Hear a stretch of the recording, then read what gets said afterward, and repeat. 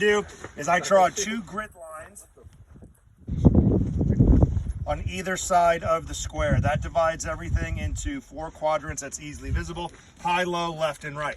Before we get into the reasons why you miss in each quadrant, let's talk about my 2 rules, right, when you're diagnosing this, right? So for this whole thing, I'm going to talk to you guys like your instructors now, okay? So the first rule is line breaks count. Why do line breaks count? That 2-inch square was your eye socket, and line breaks your eye socket. Would you be okay? Now then, shut the fuck up about line breaks, please, okay? The other thing is the 50-yard rule that I have, right? So let's say that one, right, where the grease ring is touching, let's say it's a clear miss, right, where it's grease ring, white, and then the square, right? If I look at that and I say, look, with that same level of marksmanship at 50 yards, would I still hit the alpha? If the answer is yes, do better next time. Don't beat yourself up about it, right? Why?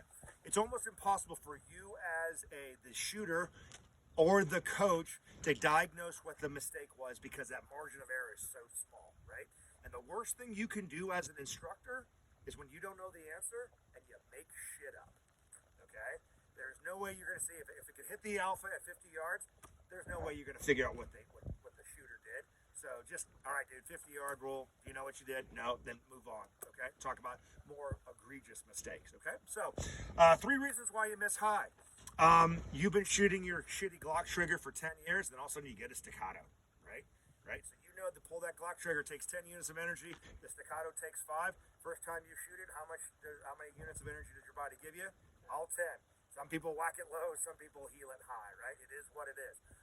More commonly, you finally cleaned your gun, right? It took all the carbon off of the fucking trigger bar and stuff like that. Now you don't have all that grit on there and everything, and it's an easier trigger pull, and you just send it high.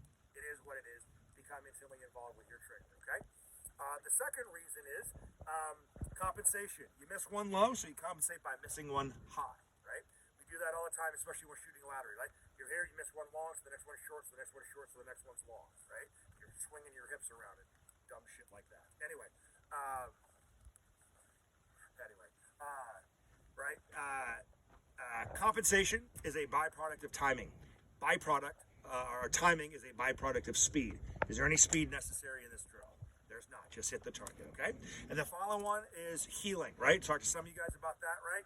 Now, I know you all heard of healing through that diagnostic marksmanship wheel, right? Next time you see that on the internet, print it and fucking burn it. It's worth nothing, right? It's about that bullshit one-handed bladed bullseye shooting. Stop wasting your time with that, all right? But the one thing they got to name correctly only is healing, right? But it's not because of anticipation. It's because you're an alpha and this shit is boring. So instead of doing a good back trigger pull to the web of your hand with a good support hand grip, the heel of your palm helps out your trigger finger, and you do this, right? And you send it high.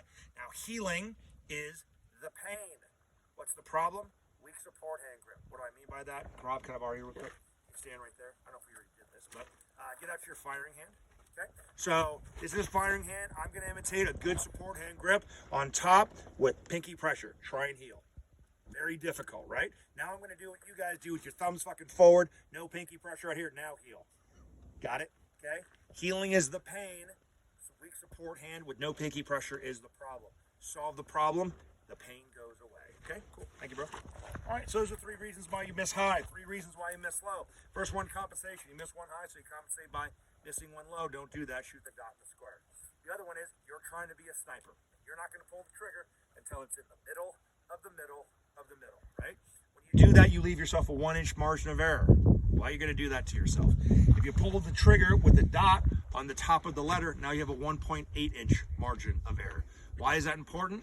When you shoot long strings of fire, like 10 rounds, variables change, right? Your stance changes a little bit. Your grip might change a little bit. Not all factory rounds are loaded the same. Your reloads certainly are not all loaded the same, right? So when we're going and things change in order to compensate for that, let's have the highest margin of error possible. That's why I put it on the top of the M. Every single one of these were broke with a dot on the top of the M, but we see the variance in the group, right? For example, that and that, if I would have broke those in the middle, those would have been clear misses. Make sense? Cool, awesome. And guys, that's not Kentucky windage. Kentucky windage is elevation, or I'm sorry, windage, not elevation, all right? And then finally, you're getting sucked into the dot, okay? What's the problem with getting sucked into the dot? You start doing this eye sprinting thing where you go dot, target, fucking too long, shoot the okay? The analogy I make is this, right? So you're driving down 15 right here, all of a sudden a big ass bug, bam, hits you in the windshield. What do you do for half a second?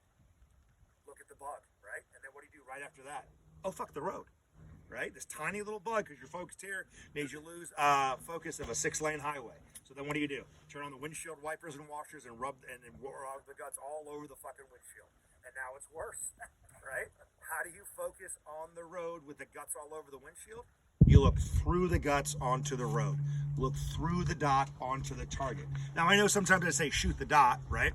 I'm just using that as a guide. The dot is a guide, not a master, okay? Look at the target. That's what you're shooting with a dot superimposed. Don't get sucked in here, all right? The other thing that happens is dipolar focus, right? So you have two eyes. If I'm looking at something, my vision converges on the thing that I'm focused on, right? So Loco's face is super clear. Everything else is fuzzy, but I still see it. Because what your vision does, it comes into what it's focusing on, but then it splits so you can kind of see everything else, but it's fuzzy. Remember when you guys used to shoot irons with both eyes open? What was the first thing you saw at the beginning? 2 fucking front sights, right? Because it's split. Well, this square is much bigger than just a front sight. So it doesn't split. What it does is morph in size, right? So if you see somebody shooting a good group and all of a sudden there's a wild ass deviation and it wasn't their grip, it's because they're looking at the dot and the size of the square morphed, okay? So that's what happens there. If these letters are not clear, you're looking at the dot, okay? Cool. So that's why you miss low. Missing to the left for a right-handed shooter, missing to the right for a left-handed shooter. There's only one reason. It's because your support hand is being a... Guys, one more time like you're going to church, okay? Because your support hand is being a... Bitch. Guys, the support hand is the fucking truth. There is not a single high-level world-class shooter that will not tell you that the support hand is the truth, right? The path to the truth is a good trigger prep, okay? And then there could be combinations therein, right? Missing to the right for a right-handed shooter, missing to the left for a left-handed shooter is rare, but when it happens, this is what happens, right? So you're shooting, everything is great. 3, 4, 5, 6. Oh shit! I could get a perfect target. Time to work harder, right? And the cock blocker goes, "You got it, fam!" Right? And then your MCP separate, right? That prison gap opens up, right? But you're a mediator, so you can't reset your grip. You have to adapt and overcome, right? But you can't stay here. You start getting real estate further up on the gun where the cock blocker doesn't affect you. But now you've locked your wrist and your elbow. You have no strength in your skeletal muscular structure. The only thing you have left is your pincher, right? So when you pull the trigger, you do this, and you push it to the right, okay? Guys, if you feel your MCP separate, disengage, take a breath, re-wave in back here, and finish your set, right? Don't do this. How many of you ever try to fix your grip out here? How many times does it work? Why do we keep on doing that, right? Because we're trying to adapt and overcome. Bullshit, come on back and go. When I was shooting back there, how many times did I reset my grip? 0. How many times have I reset my grip before I understood my technique? Millions, right? If I'm pushing up and back, and there's a deviation in my grip, I'm pushing back, my support hand fixes it, and I stay high on the gun. If I don't push up and back, right, and there's a deviation, what happens? Your thumb seals it, pushing your support hand low, making the gun move more, making the dot move more, making your accuracy more of a chore, okay? If you feel that your MCPs are separate, disengage, come back here, take a breath, press, and be successful. Got it? Cool. Relay 1, you're up first.